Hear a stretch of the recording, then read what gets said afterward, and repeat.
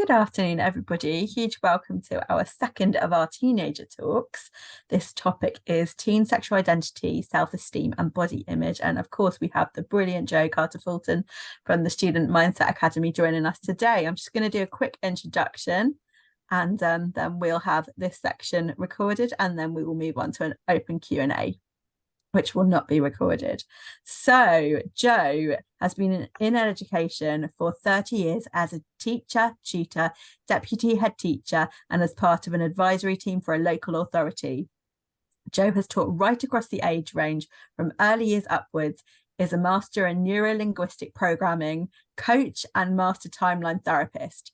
Jo believes that all students are capable of a successful outcome if they have the right tools to support them. Jo creates a safe space for teens to support, raise confidence, and create a community that focuses on mental health, emotional well-being, and learning to help teens reach their potential. So huge thank you. This is a series of 6 talks with Jo, and we are running on Wednesdays, generally from 12:15 to 1:15, and everybody is welcome. Jo, welcome. Thank you for being with us today. Thank you, Christiana, and it's lovely to be back. I hope if you were here last week, then you had a chance to think about some of the things that came up there. And if you haven't, I hope you've been able to get hold of the PowerPoint now, and do get in touch if you've got any other questions that come up as a result of that, because it's hard, isn't it, when all children are different. It's not one size fits all at all, and so you may have individual things, and like I said just before we came on here, I learned just as much, if not more, from other people as well. I think it's really important to have those discussions, wouldn't you agree? Absolutely. So this one's they are standalone, so you don't have to watch them all, but if any topics are interest you, please do, and they're all on our internet page, or email me. Okay, I'm going to pass over to Jo. Thank you. Brilliant. Thank you. Hi everybody. So this is all about identity, really, and I think if you're working with young people, or if you have your own children who are still working out their identity and what that means, and just so self-esteem in general, this is something I come across most of the time. So just to give you a tiny bit of background, I left the classroom in 2020 in order to set up my own business, the Student Mindset Academy, because I was doing an awful lot of tutoring as well as teaching. And what I was noticing was a general sort of trend of things starting to happen, particularly around anxiety, self-esteem, confidence, body image, then leading to school refusal. And then parents were starting to ask me to go in and help them with some of those meetings in school. And then I launched the Student Mindset Academy because I firmly believe that children being in the right place for learning is what is key before they actually are able to learn. So, and I'm sure you'll all agree with me that nothing can happen unless they're in the right place. And I think I was always harking back to my early years days with Year R and working with preschools, and I was an advisor, and I help people out, and it was all about the holistic view of the child. That's one of the reasons I do actually quite like EYFS, because it looks at a more holistic approach to learning, and making sure that some of the foundations are in place so that as they get older and things become more subject specific, children are able to access their learning. What I have found, though, and I do think it's an unfortunate increasing trend, is that some of those foundations, for many, many reasons, are not always in place. And there could be many reasons for that. It could be trauma that a child, number of ACEs that they may have as a result of their early childhood. It might be their family situation. There might be other things. There might be medical needs, additional needs. You know them all. So it's about, for me, it was about taking each child individually and trying to get to the bottom of what was going on for them. Sometimes they, of course, are unable to unlock all those feelings inside. So it was a way of finding a way through sort of talking therapy, using some of my NLP expertise plus some of my teaching knowledge and you know, things built up over the years to be able to provide a program of support, particularly for teenagers who feel sort of lost in the hormones and identity and everything that's going on for them at that particular time. Now, I have used this picture before, but the reason I put it back on here again is because I wanted us to have a look at the words that go round the teen brain here, because some of them we might say are stereotypical comments about teens, possibly. Some of them you might be seeing even in pre-teens, and we do see this a lot, don't we, in sort of 8, 9-year-olds, 10-year-olds, particularly in the girls, who might see other things starting to happen. But these are all the things that are going on inside the teen brain, how they're actually feeling, because they're obviously negotiating all the hormones and things that are happening at the same time. And I did speak briefly last time about the similarities between the sort of toddler brain and the teen brain, the fact that they're not sort of properly talking to each other. They're sort of trying to find their way, they're trying to make connections. So that logical emotional brain aren't fully fused until sort of early 20s. So we will see some of the behaviors that you see in a toddler, you will see again in a teenager. And so they might be rebellious in a way, but they'll do it in a different way. You might find that they are speaking a different way, because obviously toddlers don't have the same level of communication as teens. So teens can be particularly verbal or could be physically aggressive, and they're able to say how they feel. But it usually comes out in like an explosion of emotions, which you often see when toddlers, I don't like to use the word tantrum, but that's that sort of lack of regulation, the need to regulate successfully. So these are all the things that are happening in teens. And one thing that I see a lot of in the alternate provision that I'm currently working at, and with my own clients and my own child as well, is that all these sorts of questions start, you know, it's looking for validation, it's looking for an identity, something to hook on, you know, who it is. And some of these questions are ones that come up a lot. There'll obviously be questions about, you know, what sort of person they want to be, what their morals, their beliefs, their values are going to be. All those things, as we know, are starting to develop. But there's other things that creep in here. As they're working out who they are, there becomes, sometimes there can be a sort of a bit of a worry, but it's like identity crisis. And that's not my phrase. That's one that a teen used to me just the other day. They said, I think I'm having a crisis of identity, Joe. And I was like, oh, let's unpick that a bit further, because it means different things to different people.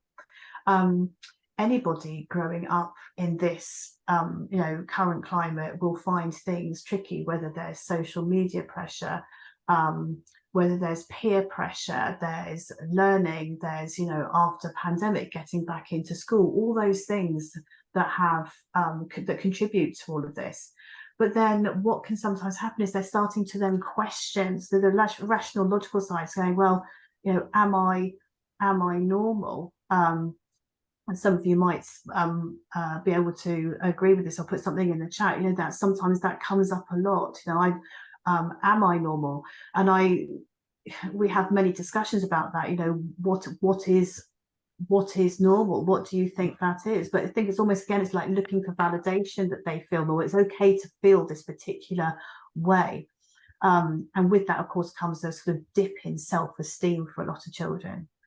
Am I ready, as in, am I ready for adulthood? Am I ready for the next stage of life? Am I ready for any decisions that I'm going to have to make? Am I cool? These are all, by the way, ones that have come from children that I have worked with, by the way, teens that I've worked with. You know, am I cool?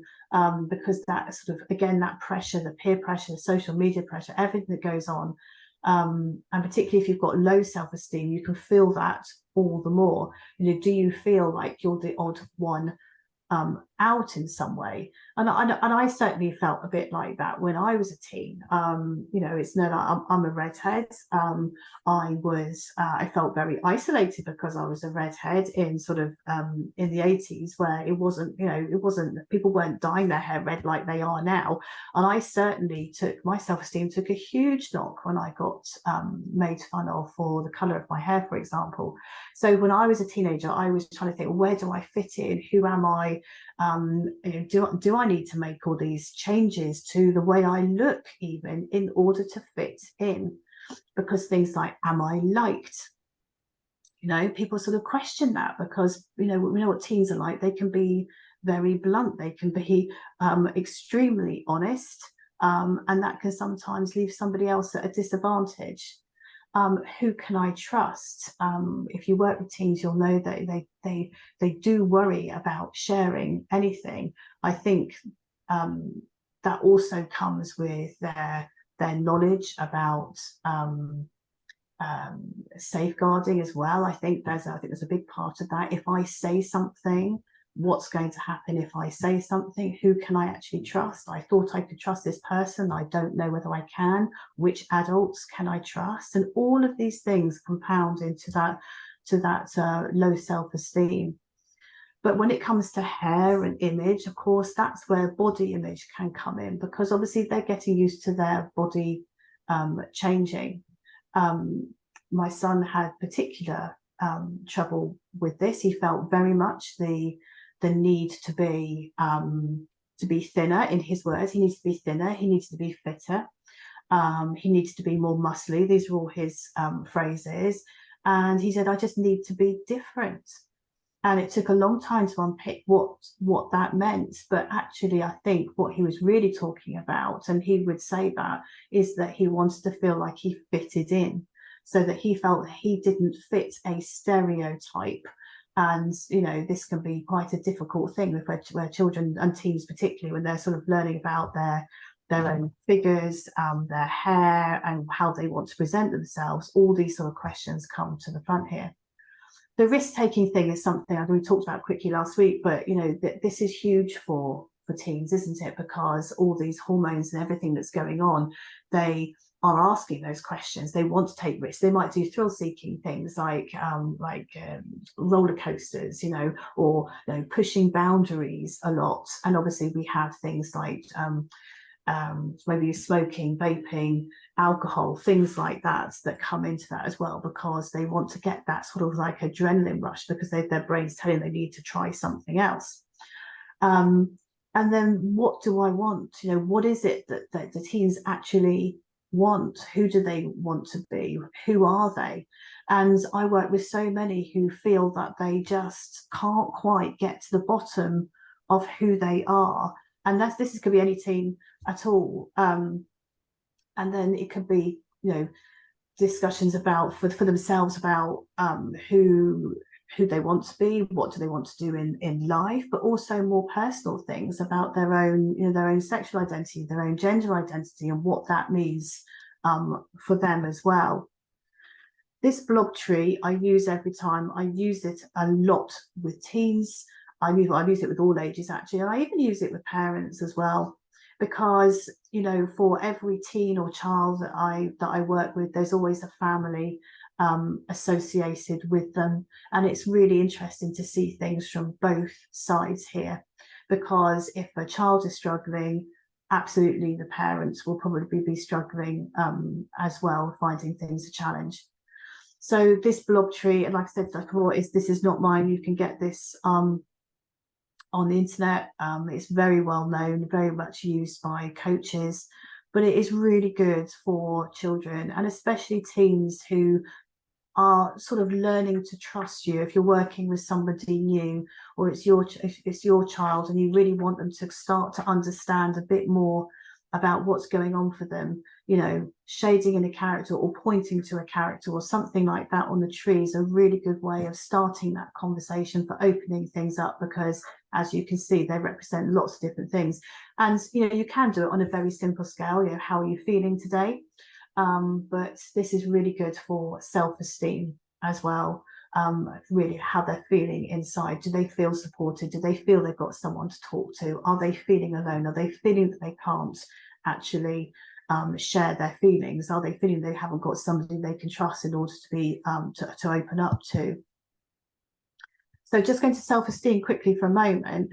So I always say, you know, really for boosting self-esteem, I say to all of my students, get out into the fresh air, do some exercise, because we know that getting moving is really important, particularly when hormones are rushing through our bodies. Eating healthily, drinking water, basic things that a lot of teens don't think about. Because everything's telling them they might have some sugar cravings, mightn't they? And their skin is not feeling good. And if this all leads to their own issues with their own body image, we actually have we have sort of boxes of things here where I work, where the girls can come and get things that they need that help them, particularly if they're ones that are not accessing school at all and they've only come in for, you know, an hour or an hour and a half each day. This is really good. They know they've got somewhere where they can get some deodorant if they need to, get a hairbrush, those sorts of things. And the same obviously for boys as well. Journaling is so important. I think it's underestimated, I think, just how useful journaling is for that. It gets the ideas out, it gets those feelings out. And I think for a lot of teens, they will often look at me when we first start doing it and they'll go, well, why do I want to write it down? But after a few weeks, they will come back and say, oh, I can see a pattern, I can see something that's coming up here. And actually seeing it on paper makes me realize what it is I'm feeling, and I can now start to say no to some of those negative thoughts that are coming through, and they can see that they might be comparing themselves to other people.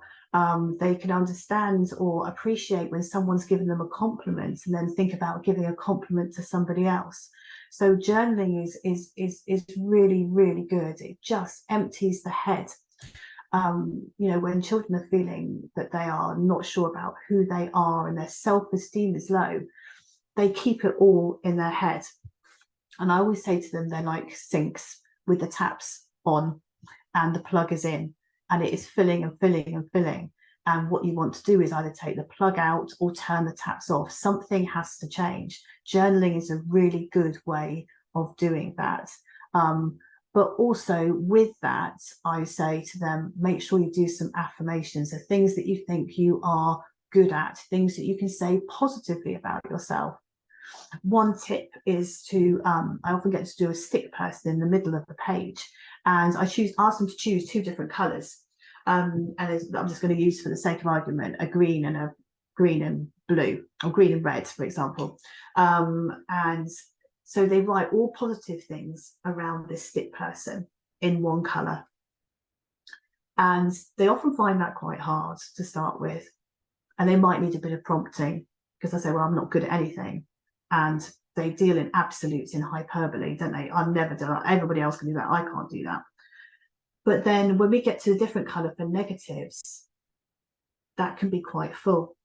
But what we do is we repeat that exercise over a period of weeks or months, depending on how long I'm working with them. And what we keep them, and what they can then see is that the balance or the proportion, the percentage of colour starts to change over time. So whereas they may have more red, negative, and less green, positive to start with, a month or 2 months later, they might start to see a complete change in that, where there's more green and less red. And it's a really good visual way of charting how they've moved over time. And that in itself also helps them boost that self-esteem.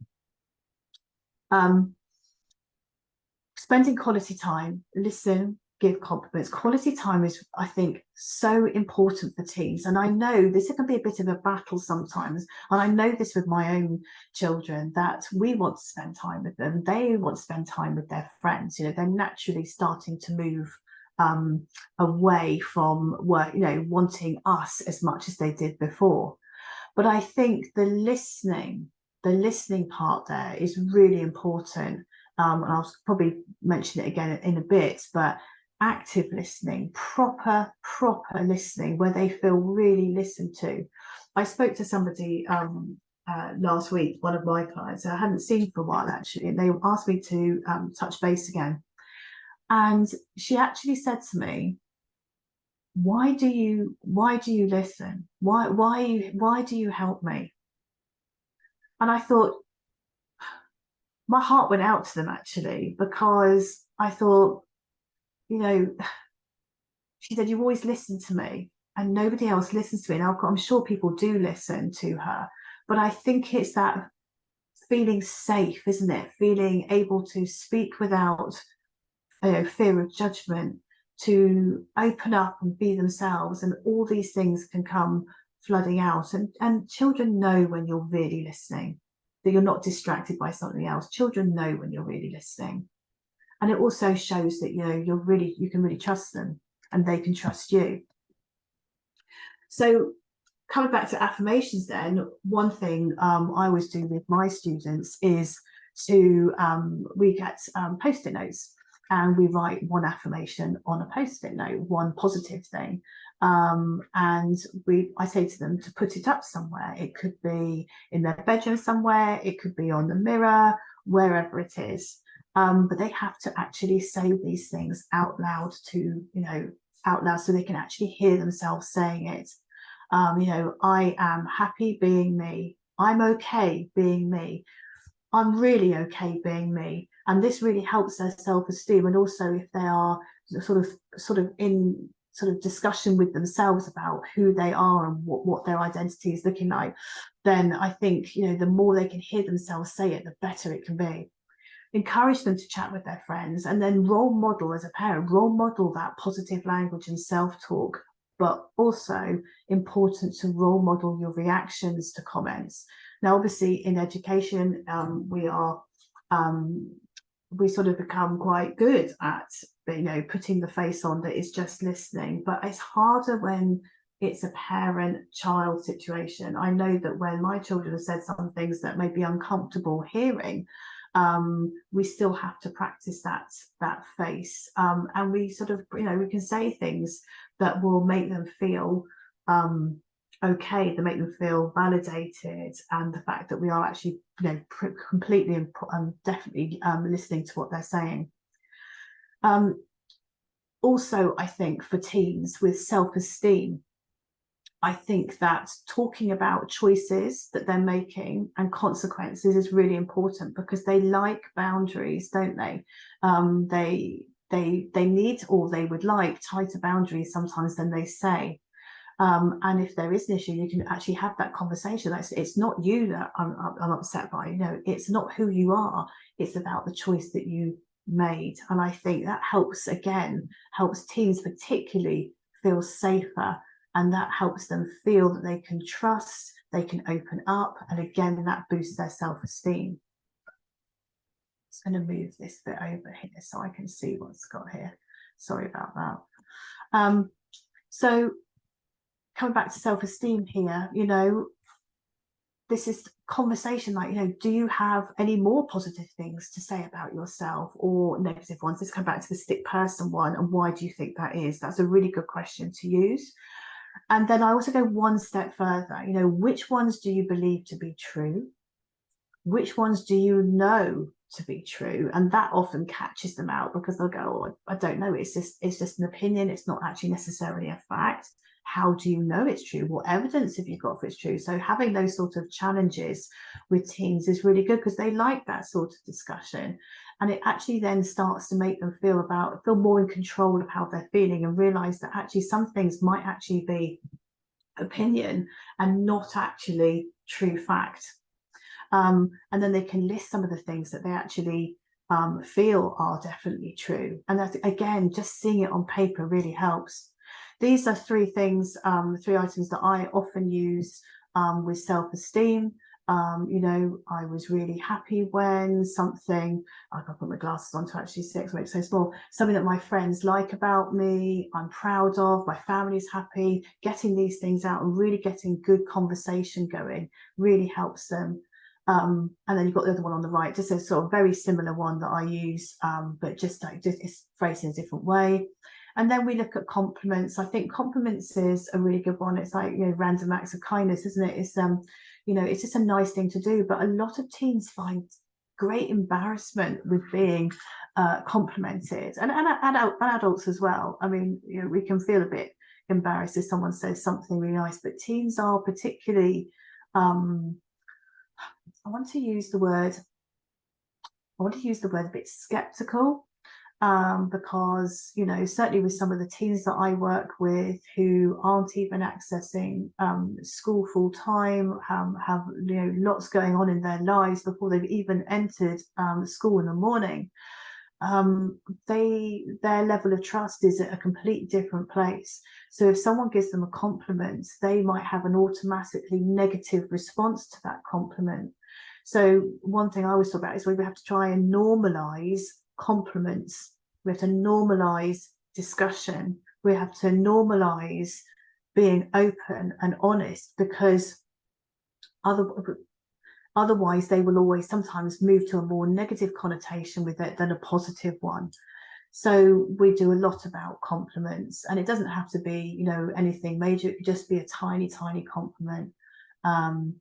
But then, you know, I do work with lots of children as well who are perfectionists, and, you know, would you say a compliment that looks, you know, if you make a vague compliment, well, that work looks good, you know, that's almost too vague, because they'll find a reason why it's not good.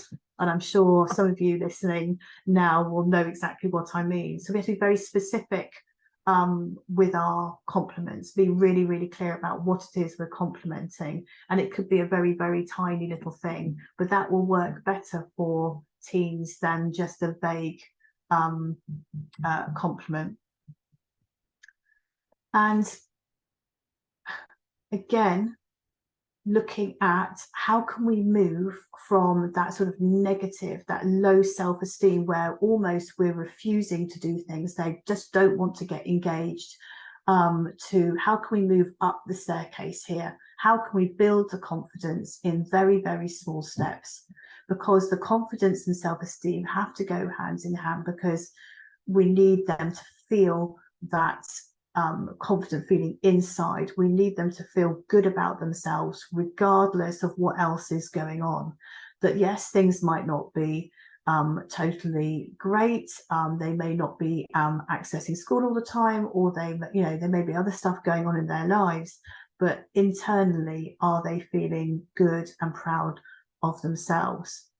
Body image is a huge area that I want to learn more about as well, really, because obviously we have there are children who are happy in their own identity. We have children who are questioning their sexuality, and are obviously wanting to make changes to their body and therefore want to hide themselves away. Be good to have some discussion. Actually, that's what I want to do today, is get some discussion when about what you see and what teens are saying to you guys as well, because I hear things like I don't want to be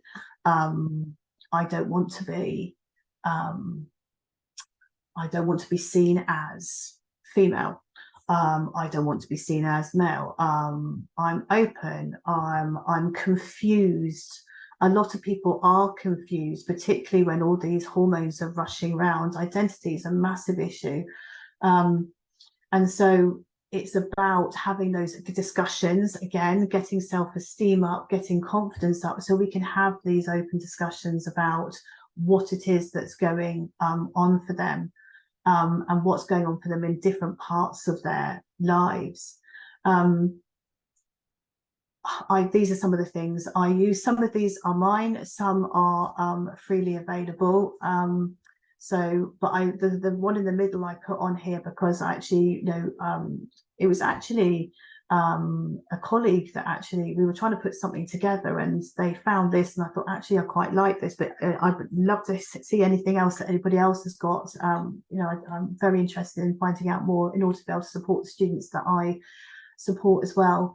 But, you know, it's about, you know, what is it that you feel happy with yourself, and what do you not feel good about yourself, and what do you want to change, how are you feeling, and all these sort of all the terminology, making sure that everybody understands it, making sure that parents understand, make sure that everybody in education understands, but also understanding all the bits that make them them.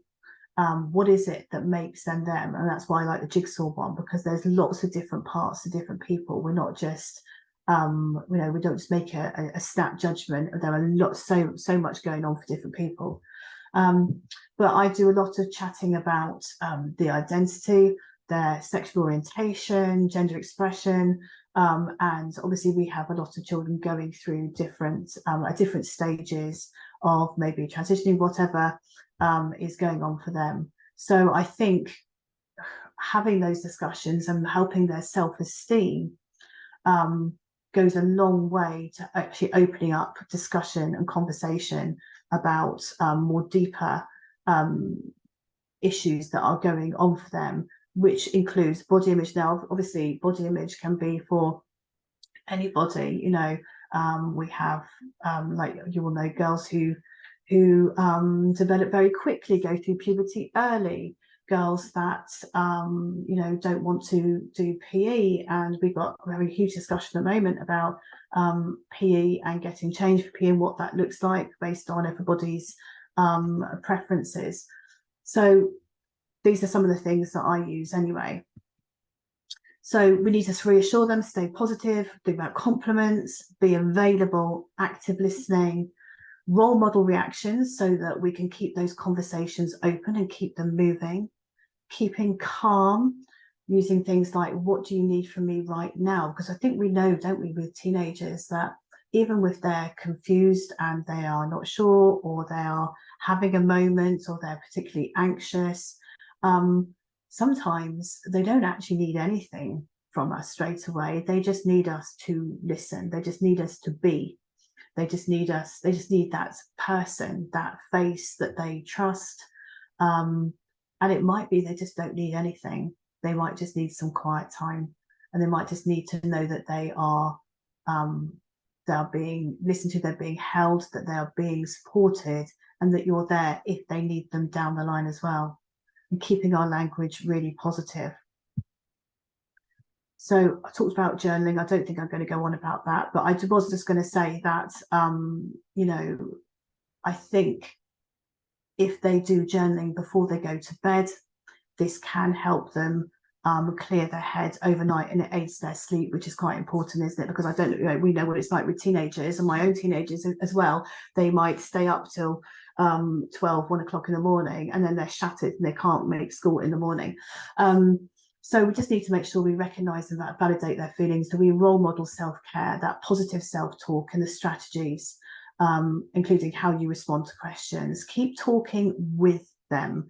And I think if it's questions about identity, it'll be things like, let's find this out together. What can we do? What do we need to know? And I think it's about keeping conversations open, because I see it from both sides. I see the child who's obviously going through some questions in their own head, but also the family around them as well. And I work a lot with parents when dealing with that. Staying patient, children pick up on our body language, don't they, and non-verbal cues all the time. They need to feel safe, and they need to know they've got somewhere that they can they can go and they can talk to. So I'd really like to open up some discussion, actually. Let me just check that. Okay, let's just come out of here. Does anybody want to put anything in the chat box, or anybody want to ask any questions or share anything? Thanks so much, Jo. Everybody, I'm just gonna stop recording. We're really grateful for that talk. Thank you.